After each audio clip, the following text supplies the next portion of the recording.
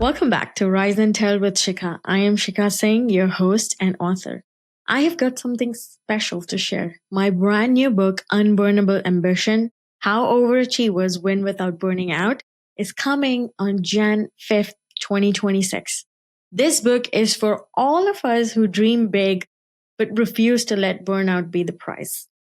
If you'd like early chapter, preview, and launch bonuses, head to shikhasingh.com/unburnable ambition and sign up today.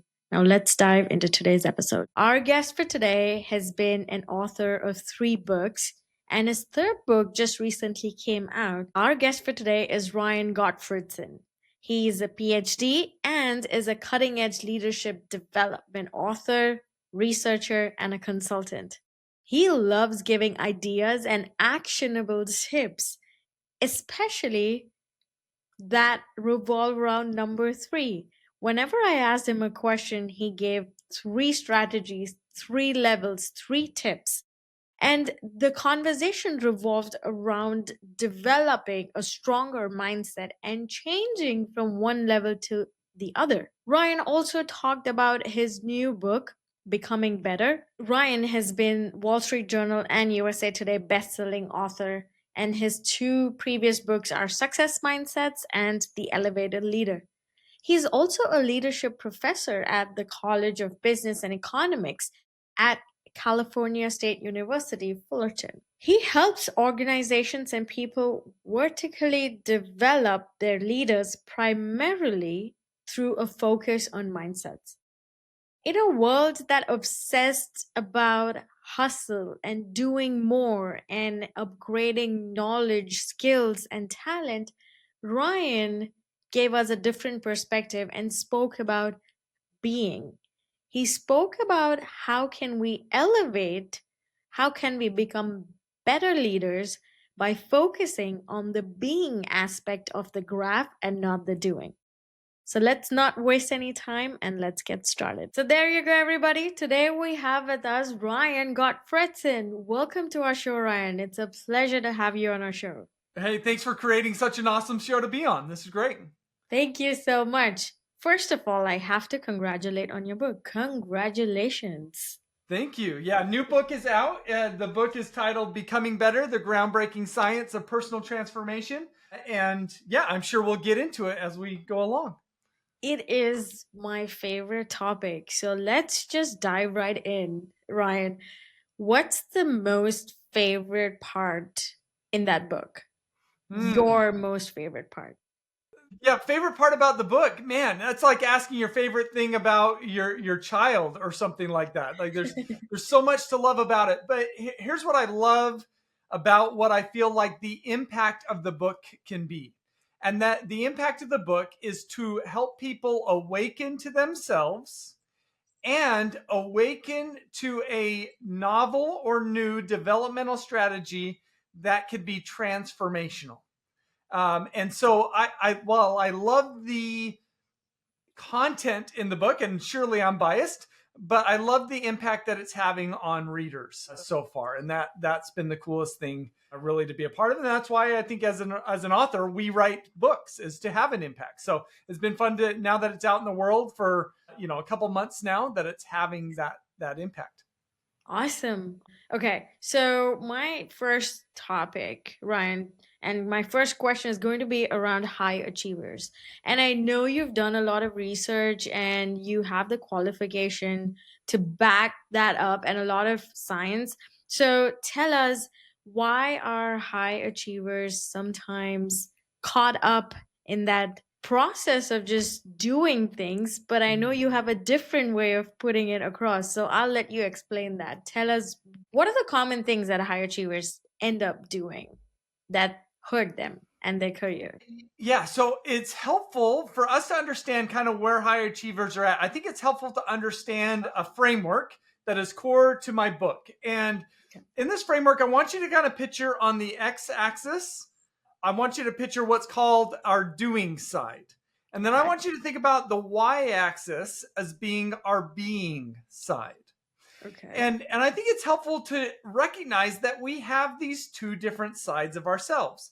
So we could think about some really famous people. Let me throw out some names. You could think about people like Michael Jackson, Bill Clinton, Ellen DeGeneres, Tiger Woods are some that quickly come to mind. These are individuals that we all recognize, right? They're famous. There's a reason why I'm bringing them up. It's because they have excelled in the field in which they have operated, right? We've got the king of pop as a part of that list, right? So these are individuals that are really high on their doing side.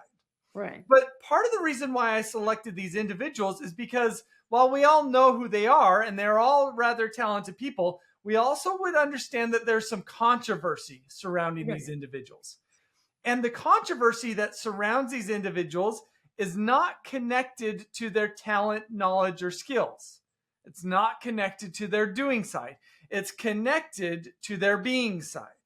And so Right. one of the things that I've learned as we kind of understand this is, yes, we have these two different sides of ourselves, but our being side ultimately puts a ceiling on the level of effectiveness and success.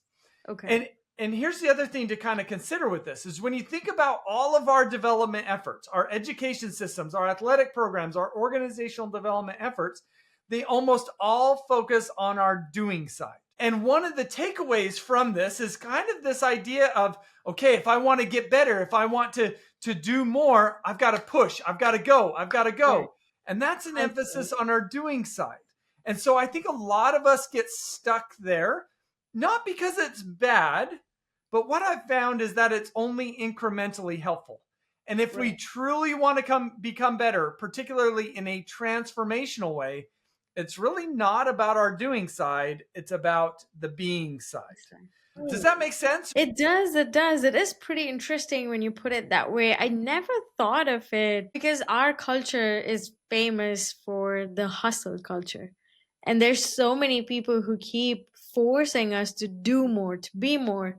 So here you're talking about the being axis, and it's interesting for me because now I want to know, how can young leaders, people who are wanting to get promoted into leadership positions, because in my experience, Ryan, I've seen that unless you prove something to the organization or to your team, you wouldn't be considered for that position.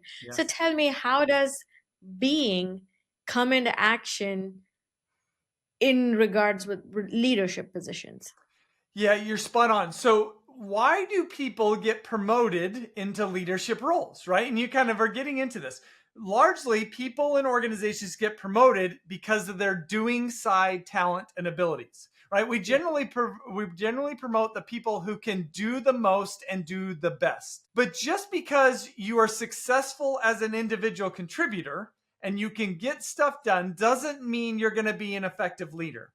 So there's nothing wrong with the doing side, but it's really our being side that sets the ceiling for the effectiveness of our leadership. And so if we want to become a more effective leader, if we want to have a greater positive impact, as a leader, it's really all about our altitude along our being side, and it's less about our talent, knowledge, skills, and abilities. Oh, wow. That's interesting because I thought, we need to have like a perfect balance of talent, knowledge, skills, plus empathy. The other day, I had another podcast interview, and he said that, there's 6 pillars of leadership.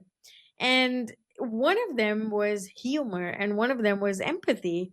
Empathy and humor were the top ones that stood out to me. But now you're saying that, okay, keep the skills aside, keep the knowledge aside. Now focus on you and your being and how you actually handle that position and the responsibilities that come with it. Ryan, so tell me, I know you've written a lot about the mindset and again, self improvement tips.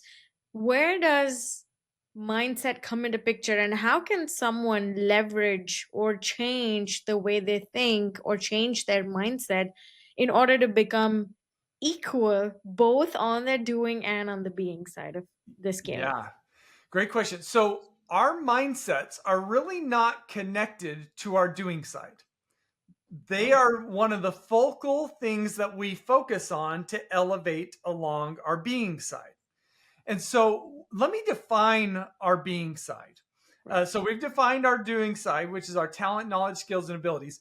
Our being side is the quality and sophistication of our body's internal operating systems. So on our Okay. being side, one of the things that's critical to understand is that our bodies can be wired on a lower being side level for self protection, or on a higher being side level can be wired for value creation. So let me give you a quick example of this. So, how would you say that most people respond to constructive criticism? They get what? Mad or sad. And Or they're very, defensive, right? Would be yeah, another one, defensive. Correct. right? So this is getting at our internal wiring. If I receive constructive criticism, then how is my body prone to respond? Mm, Well, it's most common that people get defensive because that's a self-protective strategy. right. But while that helps them feel good in the short term, it holds them back from learning, growing, and developing and becoming a better value creator in the long term. Correct. And so when we understand our mindsets are ultimately what guides our responses, our automatic responses to these situations. Oh, And so one of the things that we've learned on the research on mindsets is our mindsets at a foundational level are neural connections right. that undergird how we think, how we learn, and how we behave. And for the most part, they operate below the level of our consciousness. That when we encounter a situation such as receiving constructive criticism, or maybe I'm presented with a learning zone challenge, how is my body likely to respond? What we've learned is that people with a fixed mindset, they tend to avoid learning zone challenges because that they see learning zone challenges as an area where they might fail or look bad, and they don't want to fail and look bad, right? That's a self-protective Right. strategy. But people with a Right. growth mindset, they see learning zone challenges not as something that's dangerous, but as an opportunity to learn and grow. And so what I find when I work with organizational leaders, 60% of leaders have more of a fixed mindset than a growth mindset. Wow. So leaders are predominantly wired to hold on to what's worked in the past, and they're reluctant to embrace what might work better in the future. And what's interesting about this is right, I'm guessing you're with me. If we were to put a room full of 100 leaders together and ask any of them, do you have a fixed mindset? I don't think anyone would raise their hand. Everybody thinks that Right. they have a growth mindset. Yeah. But that's generally not the case when it comes to leaders. And so when we focus on mindsets, we open the door to help us to awaken to the quality of our internal operating system, or in other words, our altitude along our being side. Wow. That's interesting. And that's spot on, actually, because I have noticed that some of the leaders, no matter how much experienced they are and what they bring to the table, when there are certain difficult conversations, the first thing that comes out of their mouth is, oh, but we've done it this way for so long. Mm-hmm. And it's proven and it works. So why change it? Why fix something that's not broken? And I've heard that multiple times. And I love it. I love how you focus on the growth mindset, Ryan, because our podcast is based on that sole topic. And I love everything, and I love people, especially, who not only read about or listen to growth mindset podcasts, but also implement the tips and strategies and suggestions that they're listening and watching. So I'm going to ask you, Ryan, what would be the top two suggestions that you would give based on your research, your qualifications, to someone who's trying to change, someone who's realized that they have a fixed mindset, but now they want to change to a growth mindset? So, what would be your top two tips? Yeah, well, let me make this available. So, in my research, and which stems from the kind of the academic realm, what I found is that there's four different sets of mindsets that have been studied over the last 40 years across management, psychology, education, and marketing. And Okay. what I've done, and so fixed and growth are one of those sets. There's three other sets. I'll just quickly name them off. There's closed and open, prevention and promotion, and inward and outward. And Okay. so most people have never heard of these mindsets before. Never. And so the first step is always kind of giving people a language for this, because once we could put labels and descriptions to these things, then we could start to focus on them. So Correct. for me, that's generally the place to start. Next, if we can evaluate the quality of our mindsets, that's going to be very illuminating. So Correct. one of the things that I've developed, and it's free on my website at ryangottfredson.com, but I've got a free personal mindset assessment.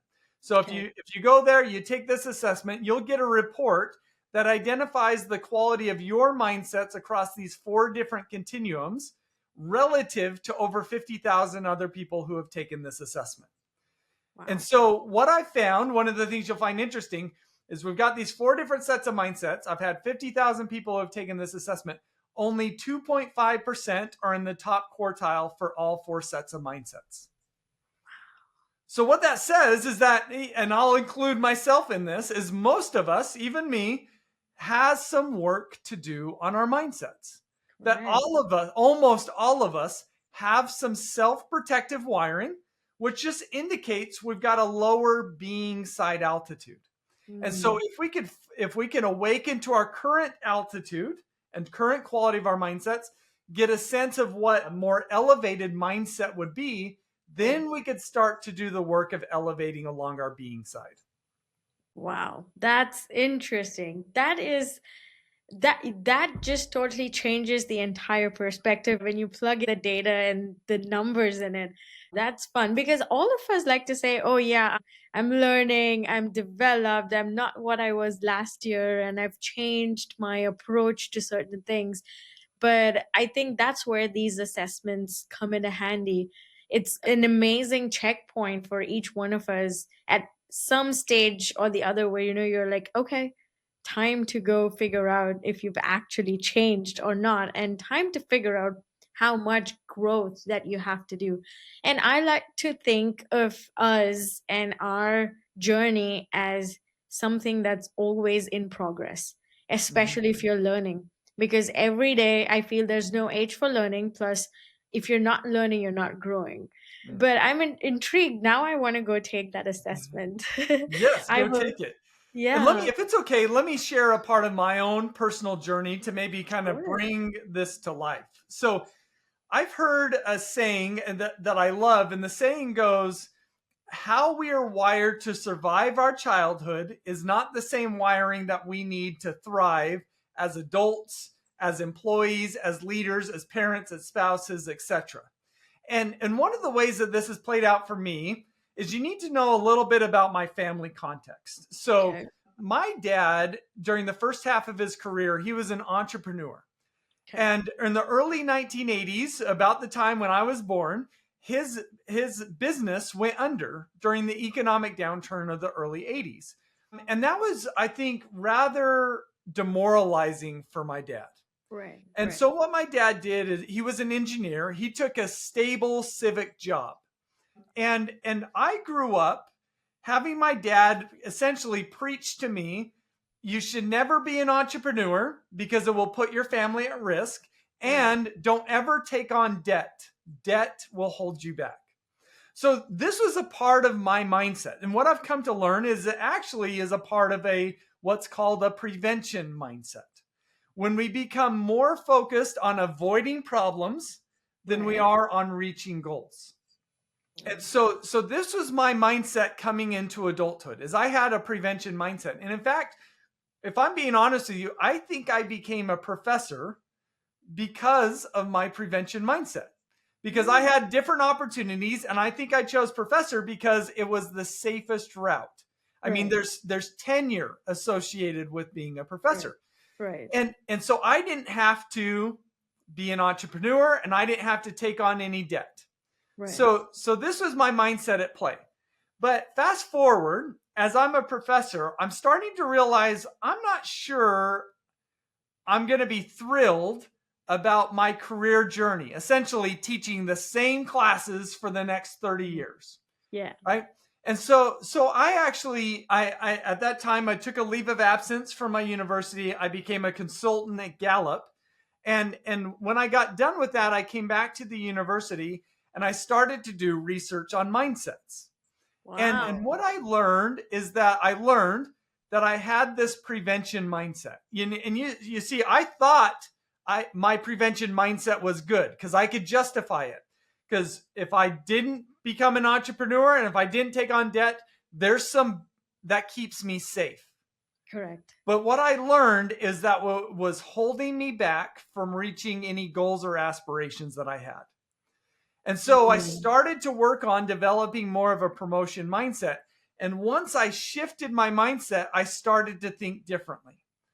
I started to think less about how do I survive today and how do I make the most of today. And so in this shift in mindset, I then started to dream in a way that I had never dreamed before. What if I could create my best and brightest future? What would that entail? And once I got clear on that, and with this new mindset, I decided I want to write a book. And so I started on the process of writing my first book. And then I discovered, as authors, you generally don't make much money from your books. Exactly. And so what I needed to do is, if I wanted to make this worthwhile, I needed to start a business. Yeah. So I needed to become an entrepreneur. Yeah. And then to start my business, I needed to go into debt. So I now was in this place where I was willing to do the very things that my dad had taught me not to do. And yeah, it was scary, but at the same time, it was exciting and liberating because I was heading in the direction of my dreams. Only possible for me to head in this direction by first shifting my mindsets from a prevention mindset to a promotion mindset. And so that's the power of shifting our mindsets. And I just remember going back, if I go back to, even 10 years ago, when I had this prevention mindset, I remember, oh yeah, how I think about life and the world is the best way. Right. But it wasn't. It was a very limiting way. It kept me safe in the moment, but it prevented me from creating value. And so hopefully, as I'm telling this story, and we can unpack it if you want, but as I'm telling this story, as I make this shift from a prevention mindset to a promotion mindset, what I'm doing is I'm elevating along my being side. Right. And as I elevated along my being side, it allowed me to become what I believe for anybody who elevates along their being side, which is a brighter light in the world around them. Love it. Love it. I was actually kind of imagining and visualizing the graph when you were talking about how you elevated and you went from this particular mindset to the other. I think that's brilliant, Ryan. Thank you for sharing that with us. I really appreciate it. And I feel like most of us have that exact same doubts. We want to choose options that are safe. We want to go through the paths where people have already walked on and taken, and it's proven, but it's certain kind of fear that holds us back. Like you said, it was childhood upbringing for you. For some it's culture, for some it's different things, various factors. So I want to ask you, Ryan, what can we do as adults to overcome that fear and even start thinking, what if I start doing what I love instead of thinking about bills for now? Yeah. Let me give you a framework that I think might help us unpack this a little bit, if that's okay. Sure. So this framework comes from the field of developmental psychology. So if anybody's listening and you've taken a human development class, you will learn that the primary focus of developmental psychology is about childhood development stages. Right. As children go from infants to adults, they go through a number of different stages, and they essentially do that automatically. Now, there's a small segment of this developmental psychology space that doesn't focus on childhood development. And in fact, it focuses on adult development. And Okay. it's not a very large body of research, but what they found is fascinating. So developmental psychologists used to assume that adults stop developing when they reach adulthood. Right. But what they've come to learn is that's not true. That in adulthood, adults can develop. And in fact, there's 3 different developmental stages. Oh. But what's really fascinating about this is what they find is that while adults can develop in adulthood, most actually don't. Okay. And so let me unpack, if it's okay, these 3 adult development stages, because I think it helps us to see why it might be difficult to go from one stage to the next. Is that okay? Yeah, of course. Okay. Excited. So what we need to understand about these 3 stages is that at these different stages, our bodies are wired to fulfill different needs. Right. And so this is really connected to our internal operating system. And in fact, this is a different framework that we could use to evaluate our being side altitude. Okay. So at the base level, let's just call it level 1. At this level, our bodies are wired to fulfill the needs of safety, comfort, and belonging. Okay. So we want to join groups that will help us to feel safe, comfortable, and like we belong. That could be a family group, a social group, a friend group, a religious group, an association, or even our employer, right? We could join a job.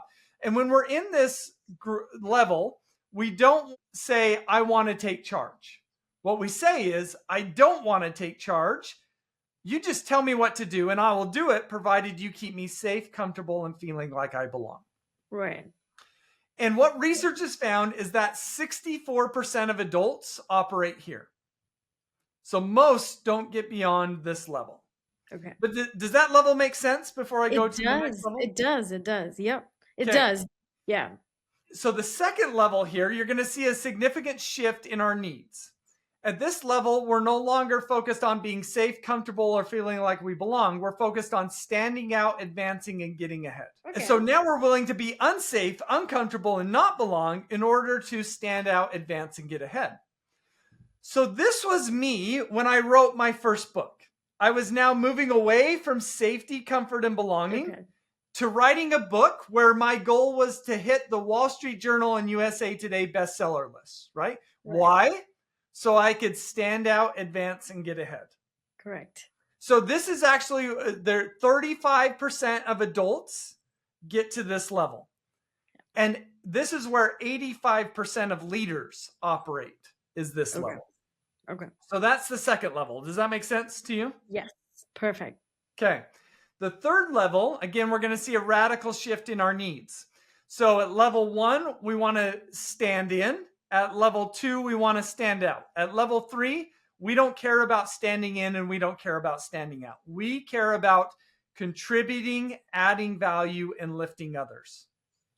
Wow. And so now we take on this bigger picture. We generally have a purpose that's focused on contributing to something bigger than ourselves.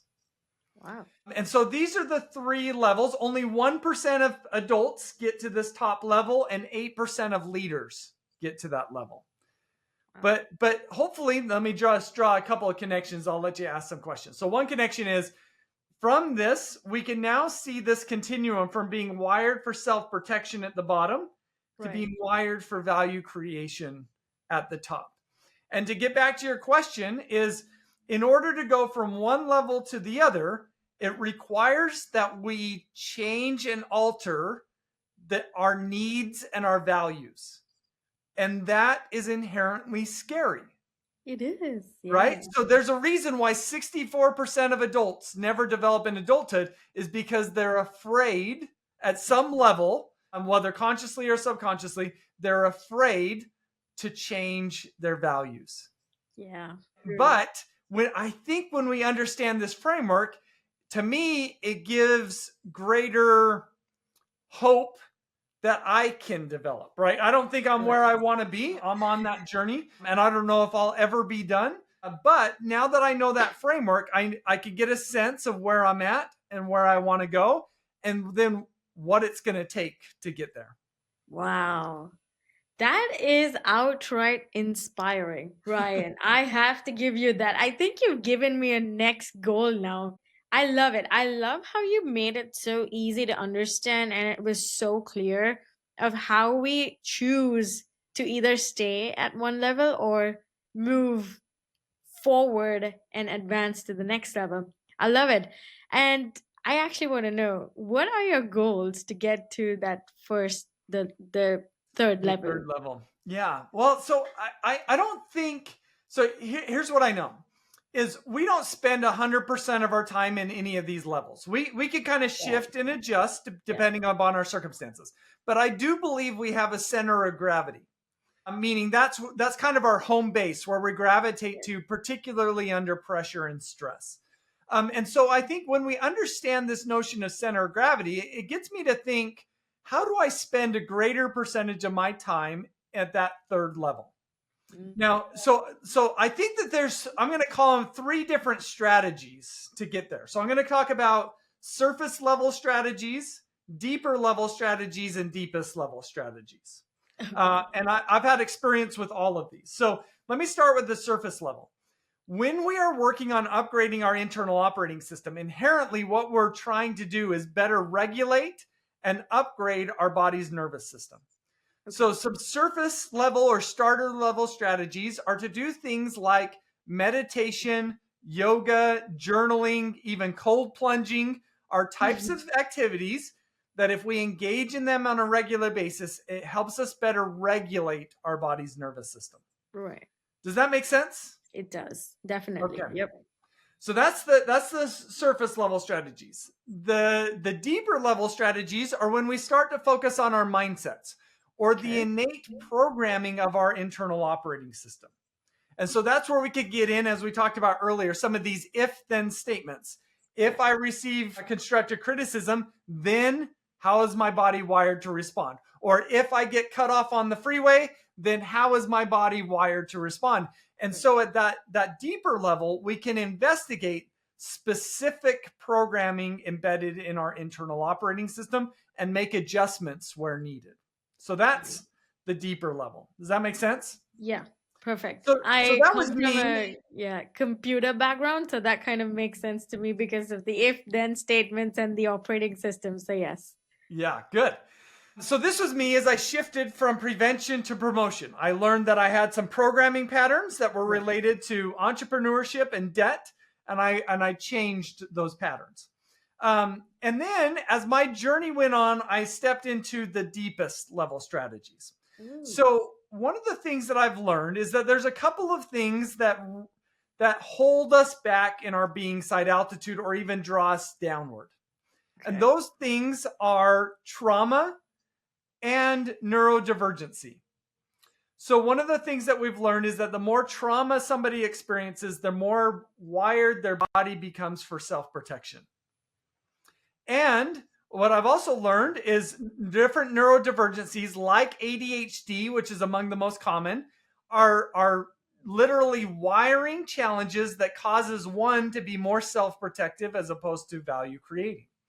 And so these deepest level strategies are meant to address these issues, and they generally require somebody who has, professional qualifications. So these are things like trauma therapy, neurofeedback therapy, and even there's mounting research around psychedelic assisted therapy. And so to kind of just continue my own journey is, I did some mindset growth. I shifted from prevention to promotion. And I think I felt like that was transformational. Well, fast forward a little bit. And one of the things that I came to learn, and I learned this from reading the book, The Body Keeps the Score by Bessel van der Kolk. But I learned reading that, and I didn't really realize it until then, that I have some trauma in my past. So one of the things that I learned is that while my parents were always there for me physically, they were rarely there for me emotionally. So I have some childhood neglect in my past. And what I've come to learn is that childhood neglect is as impactful on one's body as physical abuse. Oh, wow. And so one of the things that as I came to learn that I did have this neglect in my past and it had impacted my body's internal operating system, I started to work with a trauma therapist. And I engaged in a couple of different therapy modalities. So one is called EMDR, eye movement desensitization and reprocessing, and the other is called internal family systems therapy. And these are both therapeutic modalities that are designed to help one heal their body's nervous system, and particularly in this case from trauma. And I would say, while I felt like I had grown a lot just by doing the mindset work, doing that trauma work just rapidly accelerated my growth along my being side.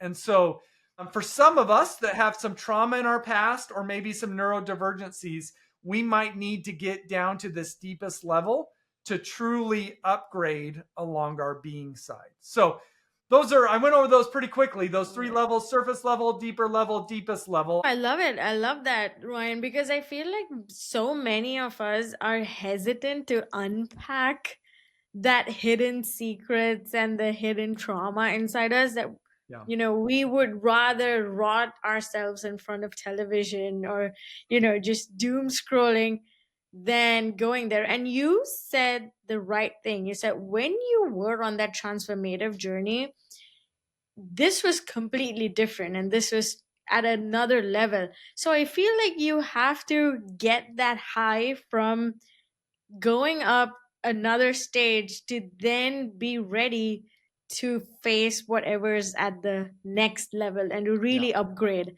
I like your choice of words when you told you would have to do this to really upgrade to the next level, and that was definitely what that is, because unless you have the strength and the courage to face everything that's hidden inside your body or even in your mind, it's very difficult to advance to that next level, and it takes a lot of courage. But I love that. Thank you so much, Ryan. Because you're right. It is scary to do some of this deeper work. And I felt that fear stepping into this. But here's what I've learned having kind of gone through it. Right. Is I'm never going to say it's easy and I'm never going to say it's not scary. But what I've learned is that it is easier and not as scary as I anticipated. And Wow. I hope, and everybody that I've talked to that's been on a similar journey, I feel like has said the same thing. So just know if it feels scary to you, it's probably not as scary as you think it will be. Awesome. Okay, I will definitely keep that in mind. I'm going to be selfish when I ask you this question, but I want to be you. And I want to be that person who's done the inner work, who is upgrading every chance that they get, building the dream life that you once dreamt of, doing things that make you happy. But at the end of the day, reality hits. There are bills to pay, there's responsibilities, and there's a lot of work until you really decide to take that plunge. So, since you've been there, done that, and walked through that path already, what would be your biggest tip or advice for people who really want to do what they love doing but just don't have the courage to leave things and do that yet, but you already did it? Well, so here's what I've learned, and I'm going to paint just a rather stark example just to kind of make this point. So let's say we're dealing with somebody who, for any variety of reasons, is currently homeless, right? They're living on the streets and their life is not ideally what it could be, right? Yeah. And so we could ask ourselves the question, how does a person get out of living on the streets and start to live, I'm going to call a more stable life? And I'm going to give you kind of 2 options. Is the option to improve along our doing side by gaining new knowledge and more skills, or is the better option to improve along our being side and change our mindsets? Yeah. And I think so often when we say, how do I get there? We are oftentimes thinking too much about what knowledge do I need to gain? What skills do I need to develop? And we tend to think on that doing side. But what I've come to learn that if we want to help somebody get out of homelessness, Right. We've got to start with the mindsets, because once the mindset shifts, then we start to think and operate differently. And so I think it is helpful to start with the focus on our mindsets.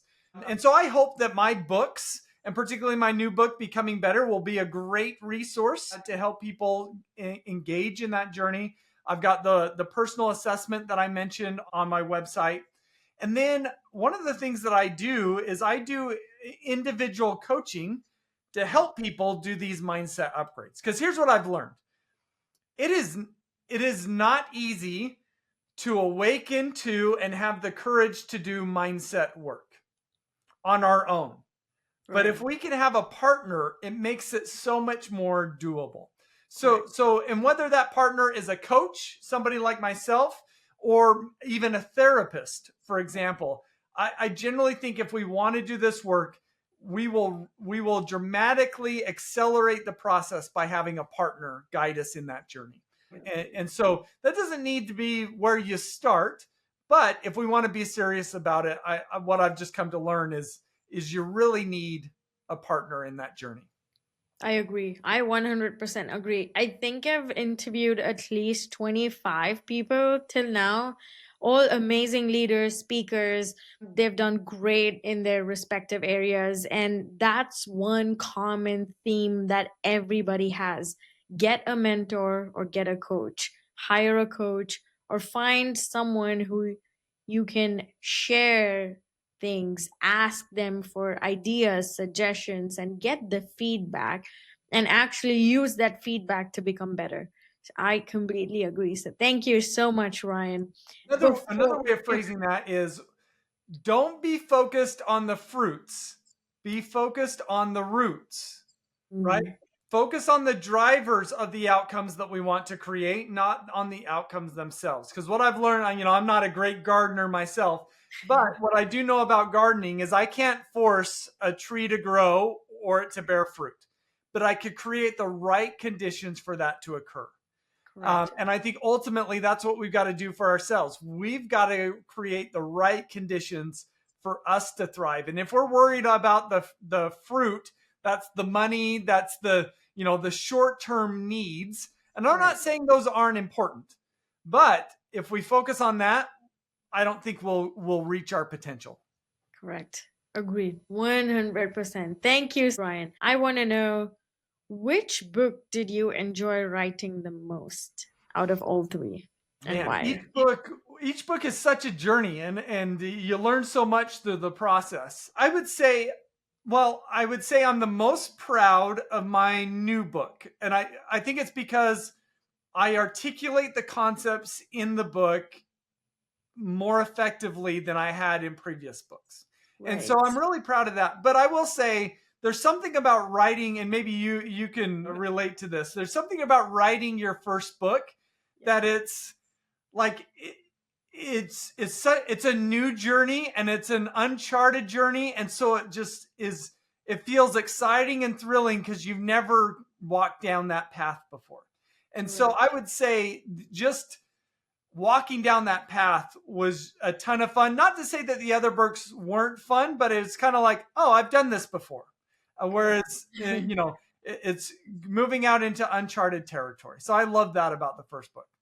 Perfect. Awesome. All right. Well, before we end the show, Ryan, I want to ask you, what would be your top three? I feel like you love the number three because you've been giving three strategies, three levels, three everything. So, what would be your top three tips or top three suggestions to someone who wants to stop being big blocker to themselves, like limiting beliefs? What would be the top three tips? Yeah, we've all got them, right? We've all got limiting beliefs. We all have some self-protective fears. We need to get clear on what those are if we want to rise above them. And so that's where I'll maybe point back. I've just found that the best way to awaken to what our blockers are is by investigating our mindsets, because any blocker that we have are going to be connected to some self-protective mindsets. So I hope that if you're listening to this, Maybe the first step is to go to my website, ryangottfredson.com, take my mindset assessment. You'll get your own individual results, and then you'll get resources to kind of guide you in elevating your mindsets. And in fact, I'll throw this out there is that if you're listening to this and you take that assessment, get your results, if you hit me up on social media or on my website, I'd be happy to jump on a call to talk through your results with you. Awesome. That's perfect. That is so wonderful. Thank you so much, Ryan. We really appreciate that. Thank you for your time. And I think all the tips and the suggestions were actionable. And all of us would have definitely learned a thing or two about mindsets and elevating the mindset. So thanks a lot for being our guest today, Ryan. No, and thanks for hosting this and creating this podcast. I think maybe I should have mentioned it earlier, but I don't think anybody would create a podcast from that first level of adult development, right? Because it's kind of a thankless job. It is a lot of work to create a podcast, right? And we know podcasters that create podcasts to stand out, advance, and get ahead. We also know that there's podcasters that are out there to contribute, add value, and lift others. And I sense that, the nature of your podcast and the topics that you focus on suggest more of this contribute, add value, and lift others. So thank you for creating this space and also an example for the rest of us. I'm honored. Thank you so much, Ryan. Means a lot coming from you. Thanks a lot. I hope you've learned a thing or two. Please check out Ryan's resources on his website. I will also link them in the description box below. Thank you for tuning in for today's episode of Rise and Tell with Sheekha. My upcoming book, Unburnable Ambition, is all about how to chase your biggest goals without losing yourself to burnout. You can now sign up at sheekasingh.com/unburnableambition for early access and launch updates. Until next time, keep growing, keep glowing, and be yourself, and keep your ambition unburnable. Thank you.